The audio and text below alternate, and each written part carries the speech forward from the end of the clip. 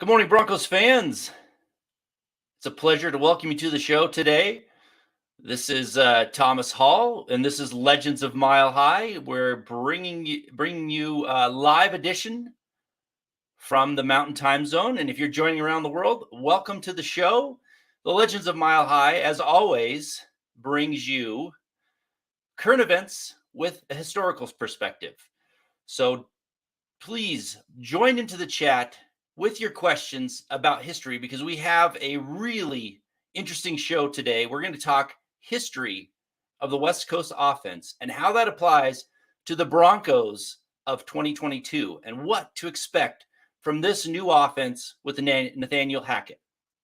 And remember, please like the show, subscribe to Mile High Huddle YouTube, tell your friends, tell your family, get as many people as we can. Keep this storied history alive of this great franchise.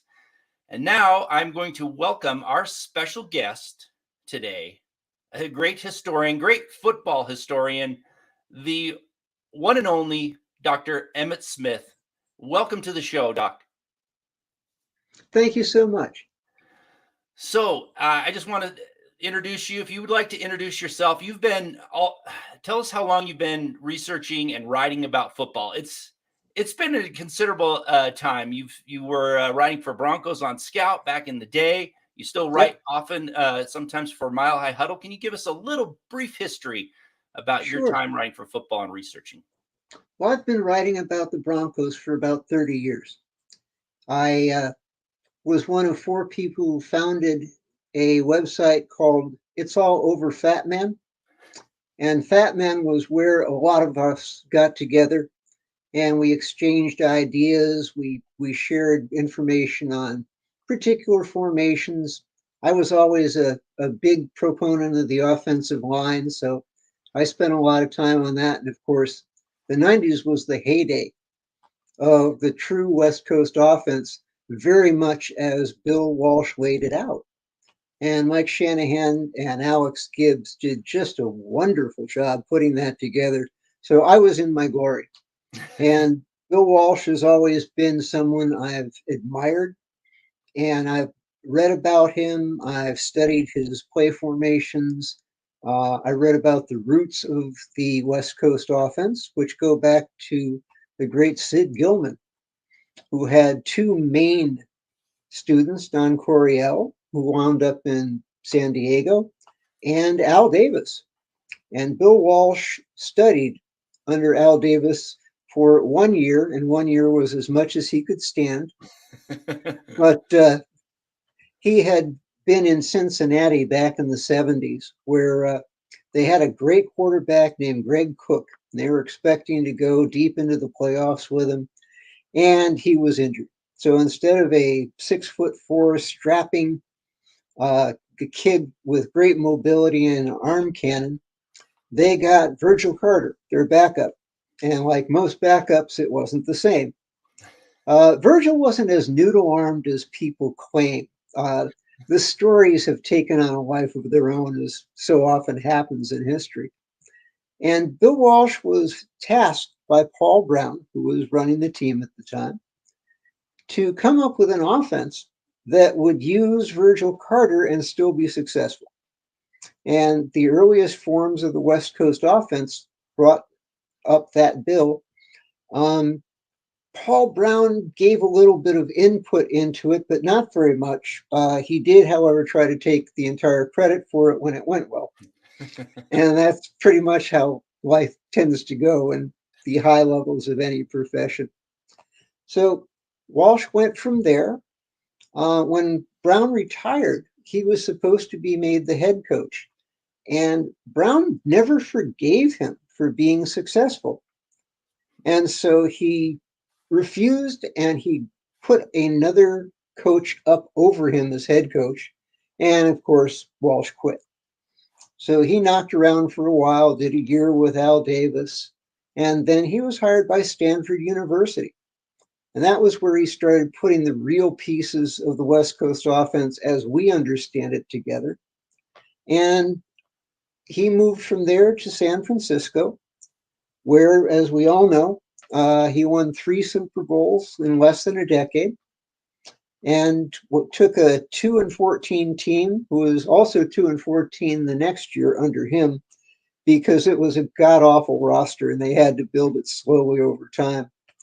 But when he did, his quarterback and receivers coach, which would be an offensive coordinator with other teams, was our friend Paul Hackett, the father of the current coach of the Denver Broncos. And Nathaniel Hackett learned the West Coast offense at his father's knee. So he runs a very pure form of the Walsh-Shanahan West Coast offense style. And I am just excited as all get out to watch the team in the next year and see them actually portraying this. So that's how this all got started. That's a great history there. And I just want to talk about one thing that you mentioned, Hackett Sure. learning from, the Bill Walsh Shanahan tree.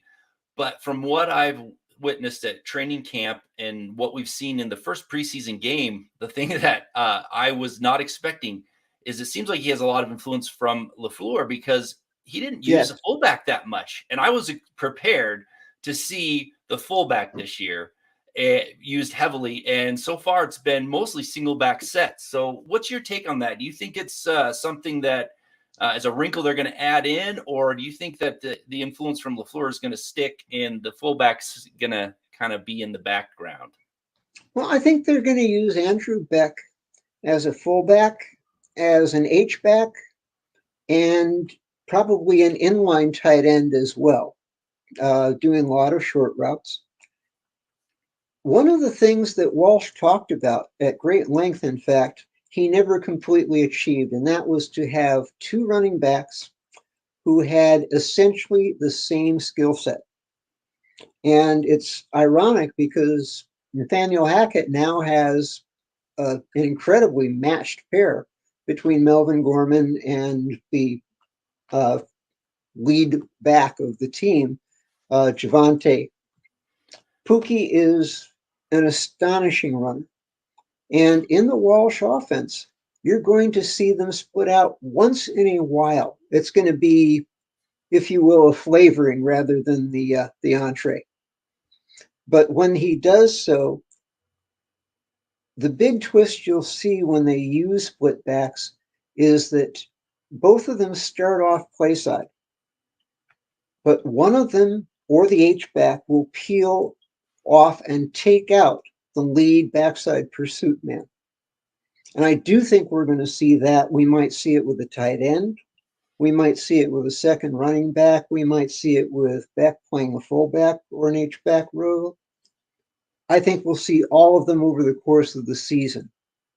But I think we're going to see the majority of our formations out of 11 formation, 1 running back, 1 tight end, 12 formation, 2 tight ends.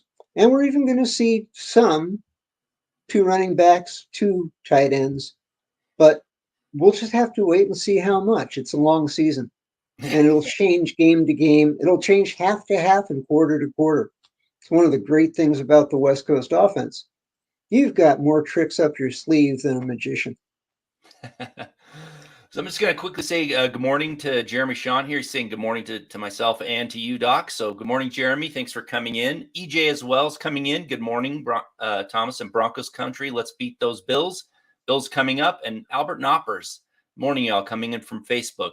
Thank you for joining the show this morning. It's a great one. We have Dr. Emmett Smith here, great historian of the West Coast offense, talking about what we're here to expect from the Nathaniel Hackett offense. EJ, hopefully Merlot Gordon has been cured of his fumbleitis, LOL. Let's hope so. He did fumble a couple times in some key moments, but hopefully he can hang on the ball and we can have a great viewing of a nice 1-2 punch this year. So as we're talking about the West Coast offense, I mean, the big question is, how does Russell Wilson fit into the West Coast offense? What is your take on how Russell Wilson is going to fit into finally a offense that's maybe fitted for him and tailored to his skill set? So let's hear what you have to say about that, Doc. You just mentioned tailored for his skill set, and I think I'd like to start with that. I investigated a lot of the Seattle use of Wilson, or if you'll pardon me, their misuse of Wilson. It was never really set up for him to be as involved in putting the offense together. And we have something that is, as far as I have seen, unique in the NFL. And that is we've brought in a new head coach. We've brought in a whole different coaching structure. There are a lot more assistants. There are a lot more people breaking down each section and handling that piece and putting it all together as Hackett. And he has used Russell Wilson extensively. The two of them have been bonded over film. They seem to have very similar desires. I know that Hackett is going to have him using the middle of the field more than they did in Seattle.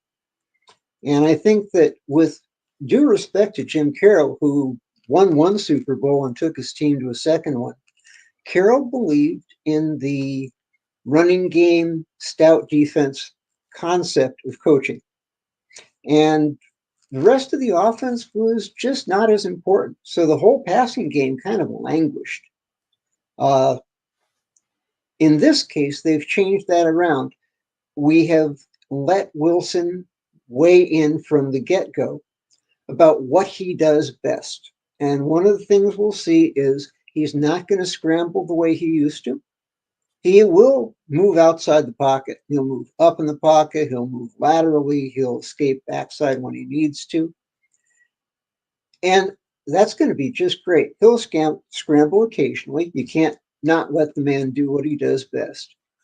But he's more interested in a more controlled offense, greater use of the middle of the field. And Russell Wilson brings something to the game that, if you talk about the West Coast offense, is really important. And that is, it's often called a dink and dunk offense, but again, it's an overstatement of what's true historically. And what is true is they use a lot of precision passing. It's one of the strategies of the system. And precision passing means you stretch out the defense both horizontally and laterally.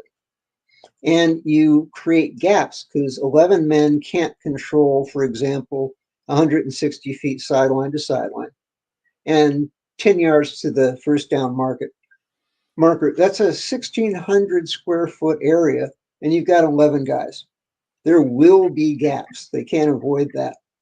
If you throw the ball so that the receiver catches it in stride, and Walsh used his running backs mostly as receivers, and he didn't really care how well his tight ends blocked as long as they could catch the ball well.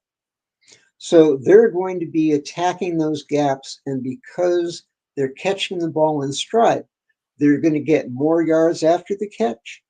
And when they have brought the defense in, got them fighting against these shorter yardage passes, look at Joe Montana. Even Virgil Carter had almost a 12-yard per completion average. It's not exactly dink and dunk. Montana had the exact same numbers. And I think Russell Wilson is going to be pushing about the 12 yards per completion mark, but he throws downfield like nobody ever has. And when you keep drawing in the defense and then throwing that dagger into their heart, I think it's going to be just as exciting as heck. I do too. I think the combination is set up to be an amazing offense this year. And I've actually said, I think you'll see Russell Wilson get some MVP buzz this year, if not Absolutely. win it. Yeah, it's going to be amazing. So I do want to hit on something that you're talking about, which is the passing game, the middle of the field. Can you talk a little bit about how the route tree kind of develops between the quarterback and the receiver in the West Coast offense, how it's designed, and why it's so important to have Russell Wilson working so much with his receivers? Okay. The reason he has to work so closely with his receivers, if I can take that first, is that every receiver, whether it's a back, H-back, tight end, wide receiver, slot, fly, doesn't matter. All of them have to catch the ball in the stride at a particular marker. But to get to that marker, each of them has 3 potential routes they can take, depending on how the defense shifts. And the quarterback and each of those receivers have to know exactly which of those 3 choices each receiver is going to take every down. One of the things I love about the West Coast that refers to this is that its strategy is the precision passing game that we've been talking about. Having a connection between the quarterback and the receivers so that they literally know each other's minds well enough to know which of these 3 options each of them will take. And if you're in 11 formation, running with 1 running back and 1 tight end and 3 wide receivers, that's 15 potential routes to get to 5 different marks where the ball is caught. It creates consternation and confusion among every defense. And that's what is truly unique about this, is they have to know each other that well. And that just takes an incredible amount of practice. Absolutely. And that's why Russell Wilson's been, at his, even in working out and when he's on vacation, and then he's brought his receivers down. I think the timing is going to be amazing, even if they don't play in preseason. I think they're still getting that timing down, and it's going to be special to watch this year. And I have a question from Jeremy Shawn here that maybe you can answer. Is there any particular players you expect to especially thrive in this new offensive scheme? And that's a great question because there's a load of talent at receiver, some at tight end, running back, quarterback, and then we haven't even touched on the new zone blocking scheme. So I'll let you answer that, Doc. Sure. Well, let's look at this a little bit. Jerry Jeudy has a chance to become great. He is a brilliant route runner, one of the best in that particular regard. He needs to work on his mental discipline and his ball security. He could thrive like crazy because, again, they're using the middle of the field more. If I can drop into it for a moment, that's really important with cover 3 and quarters defense in particular, but cover 1 and 6 as well. You can always use the edges of the field. But if the defense knows you're only going to use the edges of the field, you're leaving a lot of territory off of your own grid, and that limits you. It also means that they can focus their attentions just on the sidelines and the boundary. And this makes their job a lot easier. Jeudy is a key man for breaking that. He's going to be sweeping across the middle of the field at a variety of angles. And they're going to have to account for all of his possibilities on every play, because one of the things the West Coast focuses on is you're going to run a single formation, and not just every team uses a lot of plays out of a single formation, mostly 11 personnel. But in the West Coast, you're going to be focusing your attention on the middle of the field, on the sides of the field. And on the sides, of course, we've got Cortland Sutton in particular. That great big man who is surprisingly quick and has excellent ball security. Boy, he is going to love Russell Wilson. Russell can put the passes up right up there where very few cornerbacks can even get there with the timing necessary to deflect the ball. Cortland's going to be able to pluck those high point passes. He's going to love that. Jeudy, if he's good, is going to love the way they use him in the middle of the field. And then we've got, of course, KJ Hamler for the go routes to stretch out the defense. But Albert O could turn into Albert Go. He's a fast man. He's going to be tearing up the middle of the field. They've got to account for him. You can put him on the boundary too. There's no limits to the way you can play him. Greg Dulcich looks like a real fine up-and-comer, and I would keep my eye on Salbert. There's only a limited number of touches to go around, and everybody's going to want to feed. But Salbert so far has had a great camp, and he's showing that he, as he said, really matured in the offseason. He worked on his game. He worked on his knowledge of the game. He learned the playbook quickly. Seems to have a real good grasp of everything. So Salbert is also someone I would really look for. Yeah, and I'll say that I think you're going to see him really take off in the regular season because of how much time and effort he's put in with Russell Wilson. And Russell's not playing in the preseason, so you're not going to see a lot from Salbert. I mean, a whole lot probably until you get that Russell Wilson in combination going. I think he's going to be a big surprise, and I'm glad they brought him back this year. So that's me too.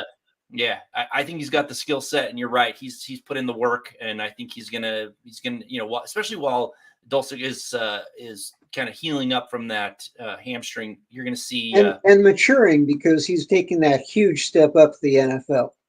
That tends to take a little bit of time for everyone. That's right. Absolutely.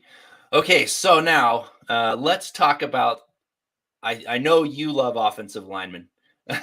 You've studied them extensively. So let's talk about this new wide zone scheme, kind of where it came from and how it's evolved. And then again, what are we going to see from the Broncos this season with that scheme? Well, Walsh really set up that whole experience. He put a lot of this together, and Shanahan both absorbed everything Walsh did and expanded upon it. And that had a powerful effect. And when I'm saying this, I'm talking specifically about the wide zone. It's an outside zone running game. Every team in the league has some degree of outside zone running game. But this is incredibly powerful. I mentioned the fact that you tend to have one person peel off and take out the lead backside pursuit man. And that has the effect of opening up inside zones as well as outside. To achieve that, your running backs are attacking the defense in run plays at an angle. It's easier to move a person if you strike them at an angle than if you punch on them head to head. There's going to be some head to head, but you want to minimize it. And going at that angle lets lighter, more agile people do a very good job. We look back to people like Tom Nalen. He wasn't very big, but he was one of the best centers of his time. Just an astonishing player. And there were so many of these. I guess that whole era sort of filtered out when our great left tackle developed a knee problem and was never quite the same again. He couldn't move the way we needed him to for the scheme to thrive. And of course, he was in and out of knee surgeries. His name escapes me for a moment for some reason. You talking about Clady? Pardon me? Ryan Clady? Ryan Clady, it is, yes. Brilliant man. Such a talent. Great body control, great power. He had really violent hands. Miners has really violent hands. And he seems to love this scheme. He's lost 20 pounds. He's quicker. He's more agile. And again, you get the whole line running at an angle. They're taking out not the man in front of them, but the man next to them. And this has a powerful effect. It gets the whole game moving.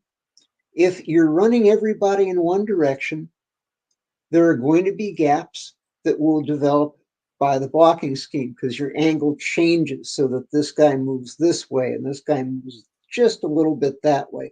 And they can skinny through the gaps and get going. But because you're also having someone taking out the lead backside pursuit man, you've got inside zone runs that you can use to kind of balance out the equation once in a while. And again, inside zone is more going to be the condiment. Outside zone is definitely the entree. It's a powerful system.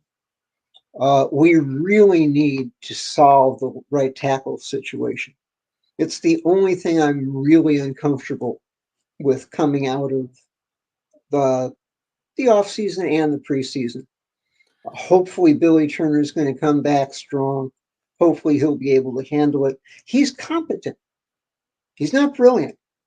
We could really use brilliant because Cushenberry apparently has taken the leap from everything that's coming out of camp. I hope so. I loved him coming out of college.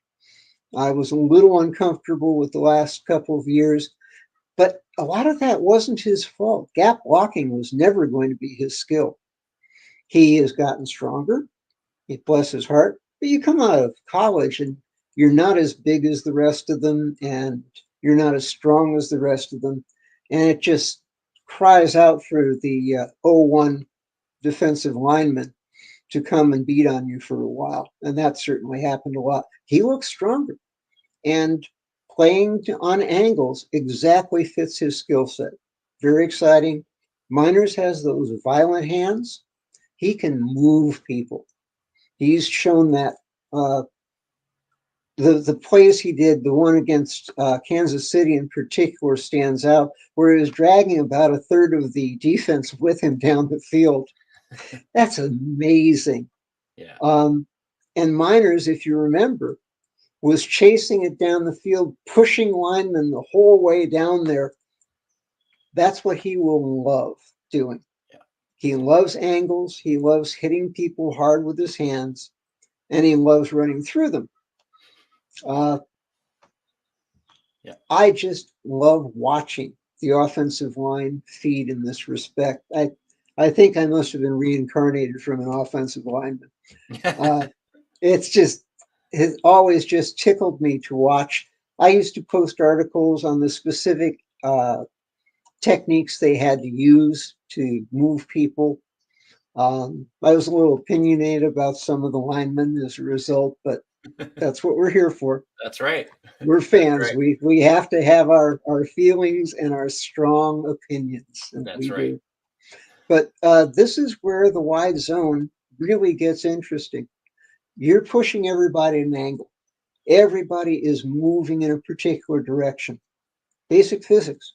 If everybody's running towards, say, the right sideline, it's a whole lot easier to push one of them farther and create that hole to skinny through for the running back. It's much easier than smashing head to head into people and having hand-to-hand combat, essentially. That has its place. Gap blocking will be part of what we do this year. I don't expect it to be a big part. I think we're going to use sort of dance with the lady we came in with. And that's going to be the angular blocking of the zone system. When we talk about our people losing weight and being a little smaller than the rest of the league, we're talking about linemen who are averaging 310 pounds. So if you can get them moving in a direction, the simple inertia is going to work for you really effectively. And that's where the wide zone changes from the people who do gap and angle blocking. That's awesome. Thank you for that. That's some great detail on how the offensive line is going to be working this season. But now we have to talk a little bit about the running backs. I remember listening to Alex Gibbs talk about how he remembers when he first started to be introduced to that wide zone. It was John Riggins, I believe, trying to get to that outside, and he wasn't quite quick enough to get to the wide zone. So they did a lot of inside zone. But the main keys for the running back is to be able to get to the outside, one, and be able to have that vision. I mean, obviously, Terrell Davis, we have Jeremy Sean was talking about this in the chat, and I've talked about it before. Terrell Davis probably had the best vision of any running back in the history of the NFL. Maybe not quite as good as O.J. Simpson, but pretty close as a running back. I bring up Walter Payton too, but I know exactly what you're saying. Absolutely. And you're right. So how does Javonte Williams, from what you saw, he's going from a more power scheme now to this outside zone. He seems fast enough to get out there. What are your opinions on his vision? Because it's really 3 steps, and you got to decide: are you going inside, you going outside, and you're cutting back through that defense. What's your take on Javonte this year? Is he going to be able to step up to the challenge? Absolutely. I spent a lot of time with his film in the off season, and it reminded me of someone. And I went back and I pulled up all this historical footage. The person he looks most like is Walter Payton. Wow. They've got the same jump. They've got the same hip movement. They've got that immense power where they just drag people downhill. Walter Payton was one of the ultimate running backs in history. Javonte, if he can stay healthy, is going to be a force in this league. I know we've had a bunch of people in the national media start to pick up on Pookie. And they should. They should. This kid is astonishing. I love the fact that they're going to be running Gordon almost as much. 2 things. One is that in the West Coast offense, the running back's main skill is receiving. And Pookie has good hands. So does Melvin. Melvin is keeping Pookie healthy. Pookie has never been in an offense where he wasn't, when he was playing running back, where he wasn't paired up. He was trading off with someone. It was keeping his wheels fresh. I looked all the way back to high school, and Pookie's injury history is that 1 week in college, they put him on the list for having a mild knee problem, but he was never on the injury list at all in the future. And the next game, he just tore it up, and you'd never know that he was supposed to have been hurt. He's never been really injured. That's an amazing thing for a guy who's looking at his 2nd NFL season. And if they can keep on keeping him in an offense where he gets trade off with somebody substantial like Gordon, it's going to extend his career. And if he can extend his career, I expect him to be one of the true greats. I really do. He doesn't have Terrell Davis's vision, but as you point out, who did? Hell, who does now? Not very many. Absolutely. That I'll tell you, if he can be anything close to sweetness, that's going to be amazing for the Broncos. I mean, we've watched a plethora of running backs in the zone blocking scheme become successful. Some of them weren't very successful when they left. But if he can be a solid running back that we all expect with Russell Wilson at the helm behind the line, this is going to be a dynamic and exciting offense. I'm excited.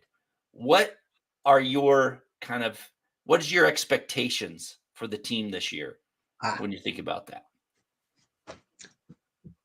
I think they're going to win 2/3 of their games. Could be 1 game on either side of that, but we're in the toughest division in football, and one of the toughest divisions in football historically. You don't see 4 teams with this many weapons, all of them vying for being the best in this coming year. San Diego did a great job of filling out their roster. Absolutely amazing. The Raiders, somewhat. Some of the things they did, I'd say excited or horrified, but I'm not a fan. But hey, Carr is a damn good quarterback, and they picked him up an amazing receiver in Davante Adams. And they did some good things on defense. They will be tough. Nobody has unseated Kansas City in a long time. And Alex Reed is one of the great proponents of the West Coast offense. He has done a wonderful job with that roster. He and the general manager have worked together brilliantly. They have a great defense. They lost Tyreek Hill. And although Juju Schuster is going to do a very nice job for him, nobody is Tyreek. I also spent time this offseason watching film of the Kansas City offense because I wanted to know what our defense is going up against. and Tyreek just jumps off the screen. You don't replace a man like that easily. So this creates an opening. Believe it or not, there are even some weaknesses starting to show on Pat Mahomes' game. He's still one of the best quarterbacks in the league. Sure. And as his career extends, he will be one of the great quarterbacks. But everybody has strengths and weaknesses. And in some of the games last year with Kansas City, you got to see that defenses are starting to learn about him. We're starting to realize over a long period of time that he does have tendencies that they can exploit. I think the Broncos have a great chance to do that. I adore our defensive coordinator's game. Everything I saw with the Rams just excited me. And I looked at how our defense, we've got a much stronger defensive line. Thank you, heaven. Um, last year was painful. Yes. It was just awful watching that. Pat Surtain, this guy could turn out to be the second coming of Champ Bailey. Absolutely. Yeah, exactly.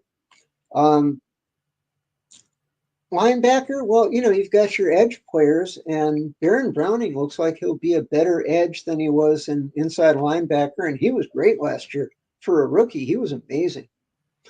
Josie Jewell was tutoring him the whole season. Once Jewell got injured, he decided his main role with the team was to provide calm leadership through an ugly time and to train the whole linebackers room and how to play the game. And you saw that later in the season with Browning. His trajectory was just straight upwards in knowledge and execution, and he's got amazing skills. If you go down the list of his height, his weight, his 40, but more of the shuttle, which shows you how they are going to cut and how they're going to handle those things that are far more important than the 40-yard times. Yep. This guy is built for the game, and he's got great bend, great twitch, and he's so quick that everybody's having trouble handling him. And he's going to be a backup. That's a lot of depth. And of course, look at our safety room. Yeah, amazing. Yeah. Justin Simmons is amazing. Kareem Jackson, he may be on the downside of a great career, but he still made people miserable last year. Yep. And Caden Stearns, like he's coming on, keep an eye on PJ Locke. That's right. I'm eating crow on PJ Locke. I didn't expect the big jump. I thought he'd kind of be lost in the numbers game. I'm definitely excited to see how he fills out the roster. He's looking really good this year. So kudos to him for coming out from nowhere and making a push. So I really am looking forward to watching this defense, watching this offense, and with Russell Wilson now, we've got a shot at the whole shebang, in my opinion. So it's great to watch. I could listen to you talk all day, Doc, about this. Unfortunately, we got to cut the show off here at some point. So I just want to say thank you so much for joining. It has been an amazing education to listen to you talk about the West Coast offense, the zone blocking scheme. I always love your opinions and your insight. Hopefully we can have you on the show again, maybe during the season, to talk about how it's going, something like that. So again, I appreciate it. If you have any parting words, I'll give you the floor to say that before we end the show. Yeah, a couple of things. First of all, thank you so kindly for your warm welcome and for having me on the show.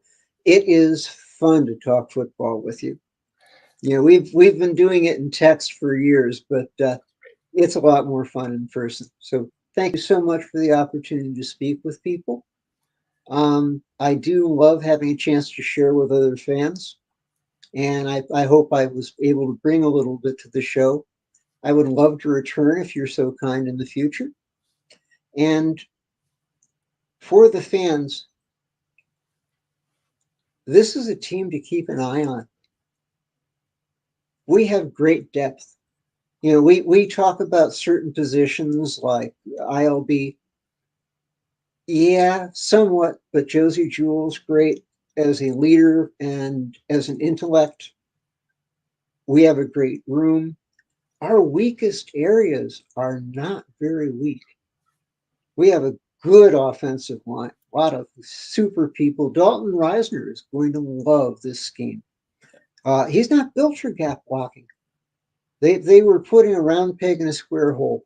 That's right. Didn't work. Made him miserable. Made us miserable to watch it. The team has been put together over the last few years, especially since Peyton came. I cannot say enough about Peyton's skills, by the way.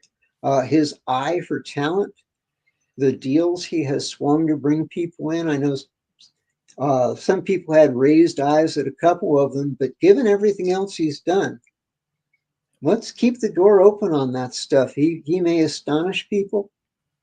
I've never been happier with a first-year head coach than I have been with Hackett. And it really does remind me of the early days of Shanahan, where it was just a breath of fresh air to have somebody who was really positive. And Hackett, you're talking about a man with an immense IQ who runs around in that ridiculous bucket hat twisted to the side and giggles at the podium. He's up there chortling, he's dancing around out there. Everybody loves him. Yep. Football is a game of emotions. You know, we see 0-9 teams take out the league leader on a particular day because they got their dander up. Yep. It's huge. You know, if you can take the heart out of the defense or the heart out of the offense, if you can win the emotional battle, that's immense. Hackett is brilliant.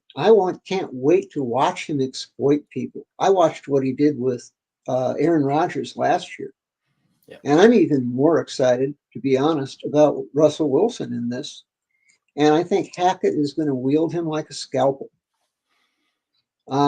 We have a great running back room. We have some good tight ends, some of whom have a lot to prove, but might very well do so. And of course, our receiver room is fabulous. This is a team to watch. It is strong at every position, some immensely strong, all of them good. I think we're going to have a wonderful year, and I'm very excited to watch it with you. I do too. So thank you so much. I'm going to say thank you to the DWI guys coming in with the super chat. Good show. Thanks. Thank you, Doc. I appreciate it. And we'll have you on again. So have a great day in beautiful California, and we'll talk again. So thank you to everybody that joined the show. Appreciate it. Thank you very much, Broncos fans. Thank you for watching. Thank you for joining in and listening to Doc and his insight into the West Coast offense. We'll be coming back at you again next Friday. So tune in then, and we'll see you when the show goes live again. Thank you very much.